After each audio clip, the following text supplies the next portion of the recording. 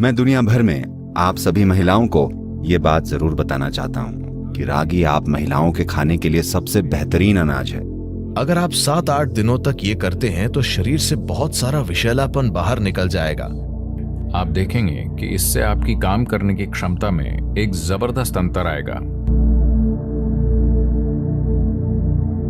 तो शहद के सिस्टम पर अलग अलग असर होते हैं। अगर इसका यूं ही सेवन किया जाए तो इसका एक तरह का असर होता है। अगर इसे ठंडे पानी के साथ लिया जाए तो इसका अलग असर होता है। अगर इसका सेवन गर्म पानी के साथ करें तो इसका अलग तरह का असर होता है। यहां हम इसका सेवन गर्म पानी के साथ करना चाहते हैं क्योंकि हम चाहते हैं कि सिस्टम खुल जाए।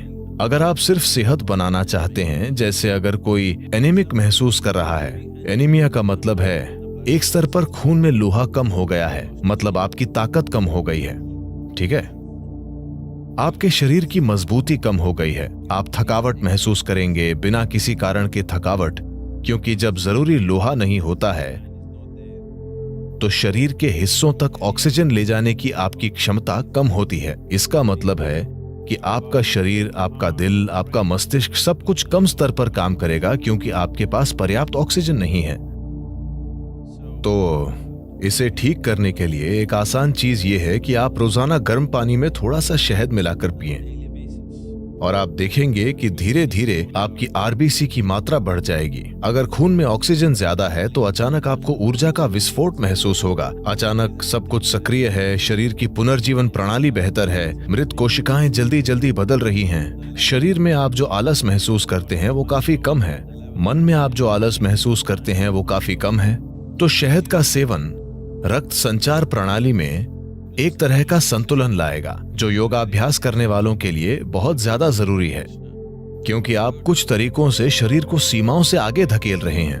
तो खून की केमिस्ट्री को संतुलित रखना, खून को शुद्ध रखना, ये शहद के नियमित सेवन से निश्चित रूप से होगा, और जो योग अभ्यास करते हैं उनके लिए ये बहुत जरूरी है।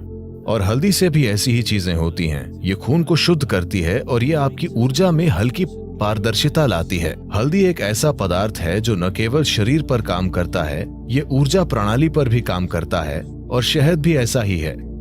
इसका प्रभाव आपकी ऊर्जा प्रणाली पर भी पड़ता है। शहद आपको अधिक जीवंत बनाता है। हल्दी एक तरह से आपको शांत करती है और आपको सहज रखती है। सुबह आप थोड़ा सा शहद, नीम और हल्दी लेते हैं, तो नीम और हल्दी का सेवन थोड़े से शहद वाले पानी के साथ, इसमें शहद बहुत कम होना चाहिए, थोड़े से शहद वाला पानी, इन सभी का साथ में सेवन करना सिस्टम को साफ करने का एक अच्छा तरीका है।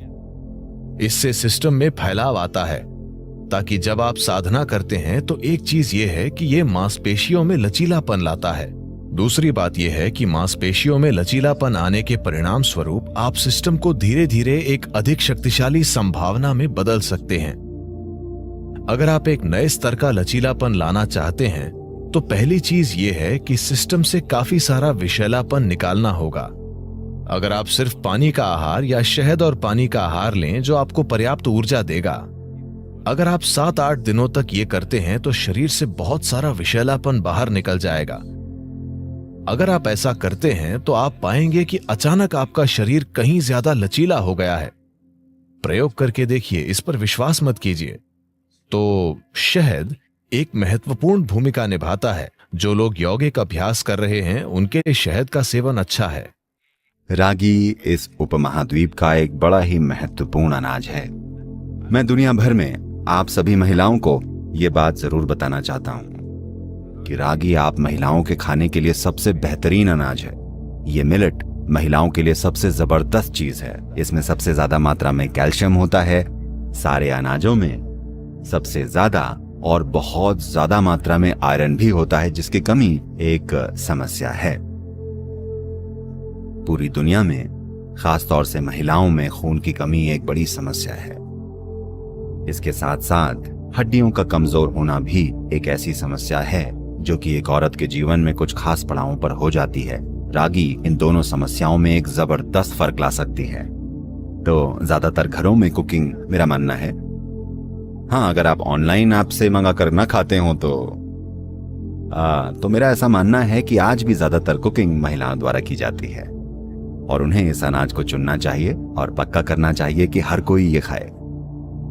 ऐसा नहीं है कि पुरुषों के लिए अच्छा नहीं है, ये सभी के लिए अच्छा है, पर मैं कह रहा हूं एक स्त्री के लिए इसके विशेष फायदे हैं, क्योंकि पोषक तत्वों में कमी, कुछ खास मानकों में ये कमी एक ही तरह का अनाज खाते रहने से हुई है और हर कोई पोषण के दूसरे पहलुओं को बहुत अच्छी तरह मेंटेन नहीं कर सकता। तो उन सभी लोगों के लिए रागी एक जबरदस्त अंतर ला सकती है। आज भारत सरकार ये नया शब्द लेकर आई है, जो कि एक बहुत बढ़िया चीज है। ये एक पारंपरिक शब्द रहा है, पर इसे वापस इस्तेमाल में लाया जा रहा है। इसे श्री अन्न कहा जाता है और यहाँ ईशा योग केंद्र में हफ्ते में कम से कम 5 दिन हर कोई मिलेट खाता है और हम लोकल किसानों और किसान उत्पादक समूहों को मिलेट की खेती करने के लिए प्रोत्साहित भी कर रहे हैं। और मिलेट की खपत धीरे धीरे हमारे आसपास बढ़ भी रही है, लेकिन ऐसा पूरे के पूरे देश में होना चाहिए। एक स्वस्थ आबादी और स्वस्थ मानवता बनाने के लिए ऐसा सारी दुनिया में होना चाहिए।